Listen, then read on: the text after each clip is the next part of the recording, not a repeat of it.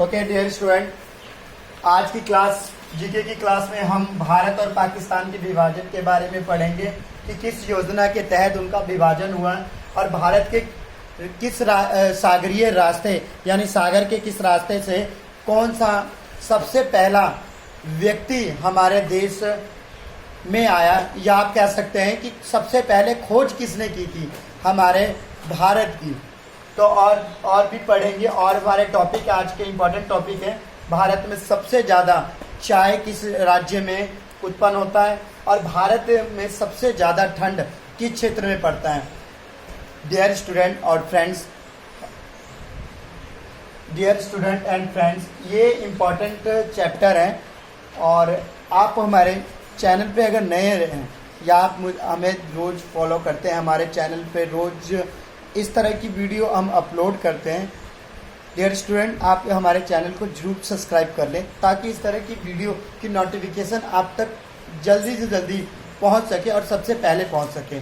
तो आज की क्लास हम स्टार्ट करते हैं। तो सबसे पहले देखिए, भारत और पाकिस्तान का विभाजन के लिए किस योजना का लिए प्रयोग किया गया था, यानी भारत और पाकिस्तान की जो बंटवारा हुआ था एक योजना के तहत हुआ था और इस योजना को हम क्या कहते हैं, माउंटबेटन योजना। ये एक योजना थी।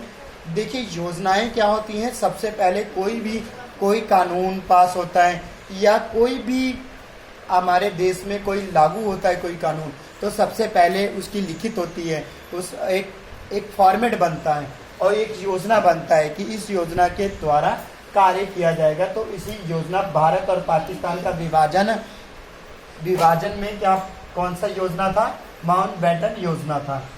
भारत के सागरीय मार्ग की रास्ते से कौन आया था सबसे पहले भारत में, या आपसे ये पूछा जा सकता है भारत के सागरीय मार्ग की खोज किसने की थी। आपसे देखिए, क्वेश्चन अलग अलग तरह से पूछा जा सकता है, तो उसका आंसर क्या है, वास्को डिगामा। आपसे ये भी पूछा जा सकता है कि सबसे पहले भारत में विदेशी यात्रा कौन आया था या यात्री कौन आया था, तो आपका आंसर रहेगा वास्को डिगामा। भारत की सागरीय मार्ग की खोज किसने की थी, वास्को डिगामा ने। भारत के क्रांति के जनक किससे कहा जाता है, भारत के जो क्रांति की जनक किसको कहा जाता है, यानी कि हमारे भारत में जो सबसे पहले क्रांति हुई उसके जनक कौन थे, कुरीन। ये एक पर्सन का नाम है जो क्रांतिकारी थे, जिन्होंने सबसे पहले हमारे देश में आप कह सकते हैं क्रांति के लिए आवाज उठाया था। भारत के ऐसे कौन सा राज्य है जहां पर चाय उत्पादन सबसे ज़्यादा अधिक होता है। ये तो स्टूडेंट आप सभी को पता होगा कि आसाम एक ऐसा राज्य है अपने भारत का जहां पर जो चाय की खेती सबसे ज़्यादा यानी बहुत अधिक होता है सभी राज्यों की तुलना में। सबसे अधिक ठंडा भारत के किस स्थान पे पड़ता है, भारत के सबसे ज़्यादा जो ठंड है किस राज्य में पड़ता है, लेह में पड़ता है सबसे ज़्यादा ठंड, यानी सारे राज्यों से अधिक जो ठंड पड़ता है वो लेह में पड़ता है। भारत में किस शहर में भारत के जंतर मंतर स्थित है, जंतर मंतर कहाँ पर स्थित है,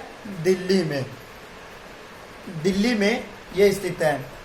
डियर स्टूडेंट, ये कुछ आज जीके के इम्पोर्टेंट क्वेश्चन जिसे हमने आज की क्लास में डिस्कस किया। डियर फ्रेंड्स,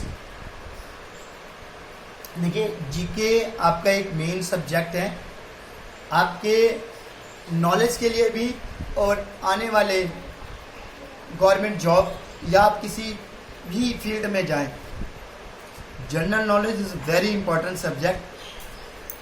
डियर स्टूडेंट, आप हमारे चैनल को जरूर सब्सक्राइब कर लें ताकि इस तरह की वीडियो की नोटिफिकेशन आप तक सबसे पहले पहुंच सके। थैंक यू, धन्यवाद।